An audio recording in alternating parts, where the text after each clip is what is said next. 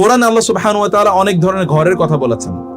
একটা ঘর, দুটো ঘর আমার খুবই আলোচনার কাছে আমার কাছে খুবই গুরুত্বপূর্ণ। এর মধ্যে একটা ঘরের কথা আল্লাহ সুবহানাহু ওয়া তাআলা সূরা আল আনকাবুতে বলেছেন, মাসালুল লাযীনা ইত্তাখাযু মিন দুনিল্লাহি আউলিয়া কামাসালিল আনকাবুত ইত্তাখাযাত বাইতা। যারা আল্লাহ ছাড়া অন্য কাউকে বন্ধু হিসেবে গ্রহণ করেছে তাদের উদাহরণ আল্লাহ তাআলা বললেন মাকড়সার উদাহরণের মতো, যে মাকড়সাটি একটি বাসা বানিয়েছে। ওয়া ইন্না আওহানাল বুয়ুতি লাবাইতুল আনকাবুত। এবং আল্লাহ তাআলা বললেন সবচেয়ে দুর্বল বাসা কার বাসা? মাকড়সার বাসা। আপনারা মাকড়সার বাসা দেখেছেন? কি পরিমাণ দক্ষতা দিয়ে এই বাসাটি নির্মাণ করা হয়েছে। এটার যে বুনন দেখেছেন, কি অসাধারণ নৈপুণ্যের সাথে এটা বানানো হয়েছে। এখানে যদি কোনো পোকামাকড় পড়ে তাহলে তার আর বাঁচার কোনো সুযোগ নেই। এখানে পোকামাকড় পড়া মানে কিন্তু মরে যাওয়া। কিন্তু আল্লাহ তাআলা বলেছেন মাকড়সা যখন বাসাটা বানায় তখন সে জানে যে খুবই শক্তিশালী একটা বাসা বানিয়েছে। কিন্তু আল্লাহ বলছেন ওয়া ইন্না আওহানাল বুয়ুতি লাবাইতুল আনকাবুত। তোমরা যদি বুঝতে যে মাকড়সার বাসাটি খুবই দুর্বল এবং উইকেস্ট, ফিবলেস্ট, এর চেয়ে দুর্বল কোনো বাসা নাই। লাউকানু ইয়ালামুন, হায় লোকেরা যদি জানতো। আল্লাহ সুবহানাহু ওয়া তাআলা আরেকটা ঘরের কথা বলেছেন যে আমি মৌমাছিকে বলেছি বাসা বানাও। কোথায়? পাহাড়ে, গাছের ঢালে এবং বাড়িগুলোতে, বাড়ির কার্নিশে, বিভিন্ন জায়গায় তোমরা বাসা বানাও। সুম্মা কুলি মিন কুল্লি সামারাত, অতঃপর প্রত্যেকটা ফুল থেকে তোমরা কি খাও, তোমাদের খাদ্য সংগ্রহ করো। এবং ফাসলুকি সুবুলা রব্বিকি যুলুলা, এবং তোমার রব তোমাকে যে পথ দেখিয়েছেন বিনম্র চিত্তে সেই পথটি গ্রহণ করে তোমার বাসায় ফিরে যাও।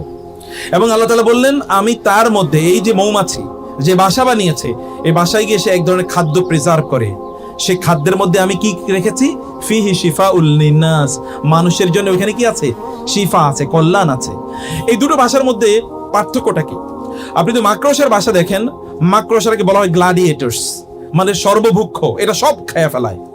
মানে মাকড়সা বাসাটাই বানায়, এটা আসলে একটা কি ট্র্যাপ। এখানে কি এটা একটা ফাঁদ, বিভিন্ন ধরনের পোকামাকড় এসে এই বাসায় পড়বে আর মাকড়সা এই প্রাণীগুলো খাবে। এবং ও কিন্তু এক ধরনের প্যারালাইজড, ও কিন্তু নড়াচড়া করে না, এখানেই বসে থাকে। একটা বাসা বানাইছে ফাঁদ, এখানে এসে ফড়িং পোকামাকড় পড়ে আর ওই বসে বসে খায়। যখন সে কোনো খাদ্য না পায় তখন সে তার ডিম খায়। এমনকি ডিম যদি না পায় তাহলে সে তার সন্তানদেরকে খেয়ে ফেলে। যদি সন্তানও না পায় তাহলে মাকড়সা তার স্বামীরে খেয়ে ফেলায়। এর বিপরীতে আরেকটা বাসা আছে, যে বাসার প্রাণীগুলো দূর থেকে ফুল থেকে ফল, সেখান থেকে রস সংগ্রহ করে নিয়ে আসে তার পেটে করে এবং ওইখানে রাখে। ওটাকে এমন ভাবে চারিদিকে প্রিজার্ভ করেছে কোনো পোকামাকড় ওখানে বসতেই পারবে না, আক্রমণই করতে পারবে না। এবং এর ভিতরে কি রেখে দিয়েছে? এমন একটা জিনিস যেটা বিভিন্ন রঙের, মুখতালিফুন আলওয়ানুহু, তার রং বিভিন্ন ধরনের।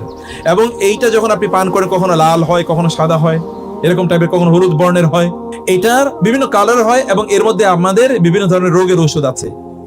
এটাকে আল্লাহ সুবহানাহু বললেন এ কিন্তু আল্লাহর প্রতি প্রচন্ড আনুগত্য। ফাসলুকি সুবুলা রব্বিকি যুলুলা, তুমি বিনয়ের সাথে আনুগত্য করো আল্লাহ সুবহানাহু ওয়া তাআলা দেখানো পথের বাইরে তুমি যাবে না।